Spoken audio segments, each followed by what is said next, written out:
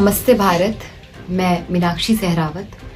अभी हाल ही में कर्नाटक पुलिस के द्वारा मेरे ऊपर एक केस लगाया गया, मेरे अगेंस्ट एक एफआईआर दर्ज की गई और वो इसलिए की गई क्योंकि मैंने राष्ट्रपिता कहे जाने वाले एक व्यक्ति के ऊपर कुछ टिप्पणियां की। टिप्पणी करते समय मेरी भाषा एकदम नियंत्रण में थी। मैंने कोई अशोभनीय अमर्यादित शब्द का प्रयोग नहीं किया। उसके बाद भी मेरे ऊपर एफआईआर हो जाता है क्योंकि मैंने इतिहासकारों के द्वारा प्रमाण और तथ्यों के आधार पर जो कुछ भी ऐतिहासिक पुस्तकों में लिखा जा चुका है वही मैंने अपने शब्दों में जनता तक पहुंचाने का प्रयास किया, इसलिए मेरे ऊपर एफआईआर हो जाता है।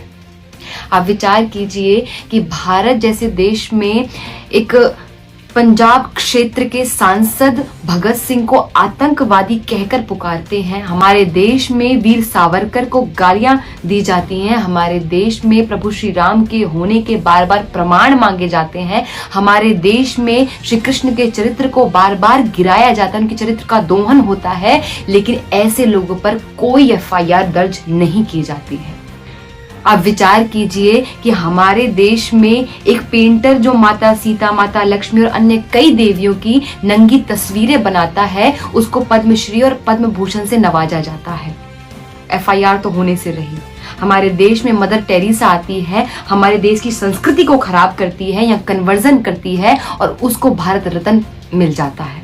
अब विचार कीजिए, हमारे देश में जेएनयू जैसी यूनिवर्सिटी में एक व्यक्ति भारत तेरे टुकड़े होंगे जैसे नारे लगाता है और उसके ऊपर कोई कार्यवाही नहीं होती है। क्यों? क्योंकि उसके पास फ्रीडम ऑफ स्पीच है, फ्रीडम ऑफ एक्सप्रेशन है, वो अपनी भावनाओं को व्यक्त कर सकता है। लेकिन मेरे पास ना फ्रीडम ऑफ स्पीच है, ना फ्रीडम ऑफ एक्सप्रेशन है, ना मेरे पास कोई प्रश्न करने का अधिकार है।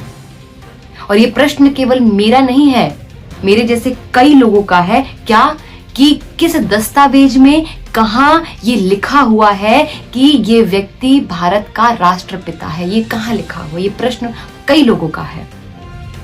आप विचार कीजिए, मेरा केवल इतना कहने पर कि इस माँ भारती का कोई पुत्र तो हो सकता है, कोई सपूत तो हो सकता है, लेकिन माँ भारती का इस राष्ट्र का कोई पिता नहीं हो सकता है, इतना कहने पर मेरे अगेंस्ट एफआईआर हो जाती है। और मैंने देखा कि जब ये केस मेरे ऊपर हुआ तो कई रिपोर्टर्स ने और कई जगह ऐसी हेडलाइंस आई कि नॉर्थ की एक वक्ता ने इस प्रकार का बयान दिया है। हमने कब से अपने आप को इस प्रकार से नॉर्थ और साउथ में बांट लिया? बॉर्डर कब हमने खींच दिया? मैं